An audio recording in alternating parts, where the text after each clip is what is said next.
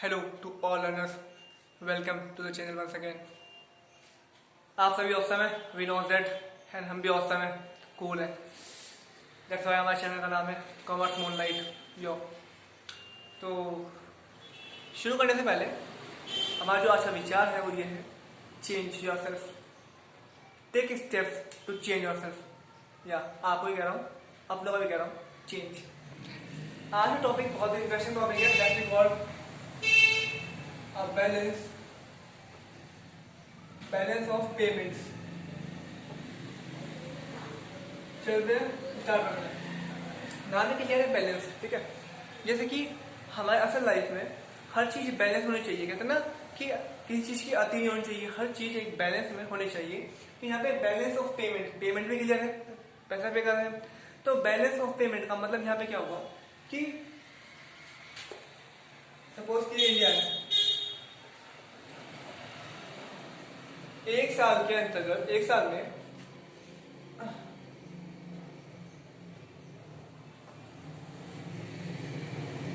Receipts and payments, मतलब कि balance of payment simply means that recording all the transactions with the one resident with the other country resident in a financial year. कि एक साल में जितने भी हमने ट्रांजैक्शन की हैं विदेश के देशों के साथ, ठीक है ना, कितनी हमारी रिसिप्ट हुई, कितनी पेमेंट हुई. रिसिप्ट कब होगी जब एक्सपोर्ट करेंगे, और पेमेंट कब होगी जब इंपोर्ट करेंगे. कौन सी बात है.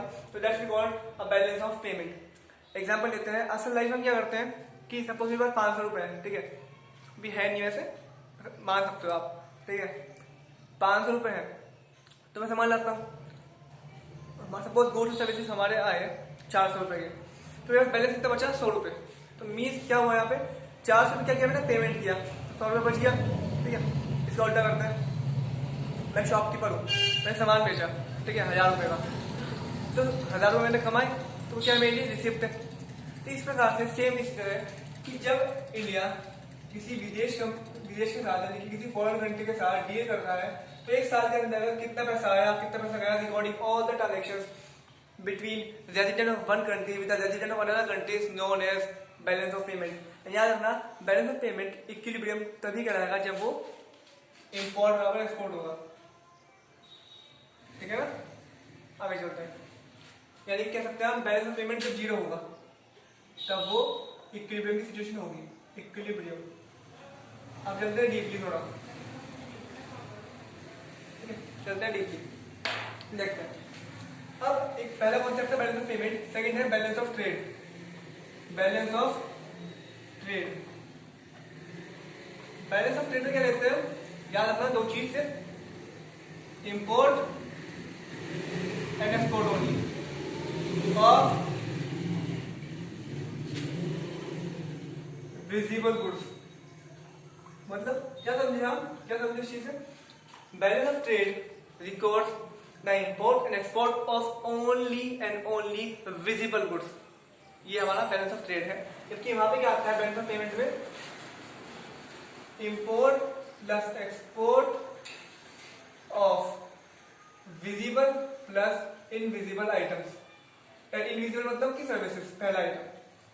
दूसरा बैलेंस ऑफ पेमेंट क्या आता है, कैपिटल ट्रांसफर्स.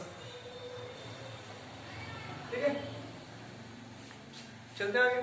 तो ये बैलेंस ऑफ पेमेंट जाहिर सी बात है बड़ा कंपोनेंट है, is a wide and it's a narrow. We can see that balance of trade is a component of balance of payment. ठीक है, मैं रिपीट करता हूं एक बार. बैलेंस ऑफ पेमेंट में तीन चीज आती है, import and export of goods, import and export of services and capital transfers. ये आ गया. बैलेंस ऑफ ट्रेड में सिर्फ एक चीज आती है, पहला import and export of goods. ठीक है, अच्छा चलते हैं आगे. अब क्या होता है कि बैलेंस ऑफ पेमेंट आप जानते होंगे कि एक देश की दूसरे देश के साथ ट्रांजेक्शन एक दो तो होती नहीं होगी, लाखों ट्रांजेक्शन होती हैं, कई ट्रांजेक्शन होती है एक साल के अंदर. तो हम क्या करते हैं, जैसे कि हम भी क्या करते हैं, डिवीजन ऑफ वर्क. फियोल ने क्या कहा, डिवीजन ऑफ वर्क. तो हम भी अपने काम को बांट देते हैं. तो इसी प्रकार से जो बैलेंस ऑफ पेमेंट है उसको बांट दिया गया है इसमें टू अकाउंट्स में.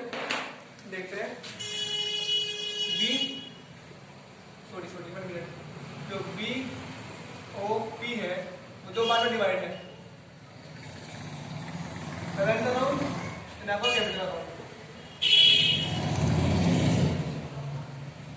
करंट अकाउंट में क्या क्या चीज import and export of visible plus invisible item, and एक चीज यूनिलेटरल ट्रांसफर, यूनिलेटरल ट्रांसफर। तो सीधा आप क्या समझे, देखो दोबारा रखते हैं वहां पे जो दो चीजें स्टार्टिंग की है बैलेंस पेमेंट की वो उसने डाल दी करंट अकाउंट में। ये बहुत अहम चीज है जो आपको बुक में मिल जाएगी डीप स्टडी करने के बाद, तो यहाँ पे मिल रही है, समझिए इस चीज को, इसकी वैल्यू कीजिए। जो दो चीज है स्टार्टिंग की डाल दिया करंट अकाउंट में, और जो आपका कैपिटल ट्रांसफर है ये चीज ये डाल दिया आपका कैपिटल अकाउंट में। कैसे देखते हैं, कैपिटल अकाउंट में तीन चीज आती है, फॉरेन इन्वेस्टमेंट, लोन्स या बोरोइंग्स, आपका थर्ड है चेंज इन गोल्ड रिजर्व, या फिर और change in foreign exchange of India. मैं समझाऊंगा अभी, रुक गया एकदम क्लियर हो गया। Visible invisible unilateral transfer. तो क्वेश्चन यहाँ से ये उठता है कि बैलेंस ऑफ ट्रेड में और करंट अकाउंट में क्या फर्क है, ठीक है ना, बताइए आप समझ ही होंगे, कमेंट बता देना।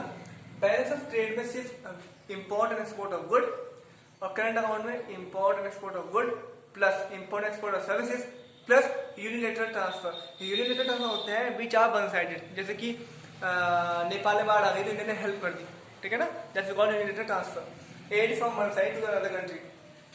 अच्छा, आते हैं कैपिटल अकाउंट में। पहला है फॉरेन इन्वेस्टमेंट, ये भी दो प्रकार की होती है, FDI and FPI, foreign direct investment and foreign portfolio investment. जब इंडिया किसी बाहरी कंपनी में इन्वेस्ट करती है पैसे, that's called a foreign direct investment.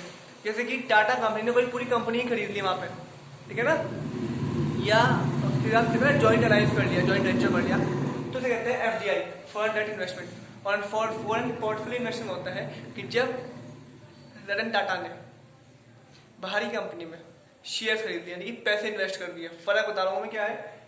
FPI मतलब होता है कि जब कंपनी ने बाहर 10-20 लाख रुपए लगाए और शेयर से इन्वेस्ट किया, दैट्स कॉल्ड पोर्टफोलियो। एंड बाहर किसी कंपनी ने एसेट खरीद ली, फॉरेन डायरेक्ट इन्वेस्टमेंट, ठीक है। तो ये सब किस बात की, कैपिटल अकाउंट में। नेक्स्ट वन है लोन एंड बोरोइंग्स। लोन दो प्रकार के होते हैं, एक तो होता है कमर्शियल लोन, एक होता है external assistance.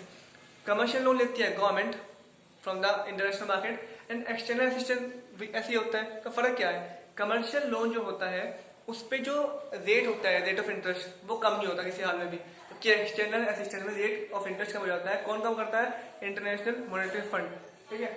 Next one is change in gold reserve और change in foreign exchange of India. आप कॉमन सेंस लगाइए अपनी खुद। चेंज इन गोल्ड रिजर्व मतलब कि जब सपोज इंडिया ने ज्यादा इंपोर्ट कर लिया तो क्या करना पड़ेगा, कुछ ना कुछ प्लेज करना पड़ेगा, जैसे कि 1991 में हुआ था, ठीक है। तो अगर गोल्ड रिजर्व हमारा हिलता डुलता है, फॉरेन एक्सचेंज हिलता डुलता है, यानी कि सिंपल की बात आपने इंपोर्ट किया है, तो वो चीजें खाती हैं यहाँ पे। और एक चीज जानकारी के लिए बता दूं कि कैपिटल अकाउंट जो है ना, कैपिटल अकाउंट, इसमें बेसिकली दो चीज आती है, that's what change in asset, change in assets plus cos in liability. भाई जाहिर सी बात है कि जब हम बाहर के देश में अपनी एसेट परचेज कर लेंगे तो हमारी एसेट बढ़ जाएगी, चेंज इन एसेट, और बेच देंगे तो घट जाएगी। Next one is plus, second one है कॉजेज आर लायबिलिटी। मतलब कॉजेज आर लायबिलिटी मतलब कि जब इंडिया ने लोन ले लिया तो लायबिलिटी बन गई इंडिया की, और लोन चुका दिया तो लायबिलिटी कम हो गई। तो बेसिकली दो चीजें हैं। तो फटाफट से एक रिवीजन करते हैं एक बार में क्या सीखा आज। बैलेंस ऑफ पेमेंट का मीनिंग क्या होता है, बैलेंस ऑफ पेमेंट में तीन चीजें आती है, import export of goods and services plus आपका capital transfer. Balance of trade में दो चीजें आती हैं, क्या मिटा दिया मैंने, कोई बात नहीं, import and export of only goods. अब जो दो पार्ट स्टार्टिंग है, import and export of goods and services, वो आ गया करंट अकाउंट में, सेकंड कैपिटल ट्रांसफर आ गया कैपिटल अकाउंट में। ये तीन पॉइंट है। Foreign investment, loan borrowing, change in gold reserve और फॉरेन एक्सचेंज। करंट अकाउंट में दो चीज आती है, import and export of goods and services. Services को इंटेंजिबल कहा जाता है, एज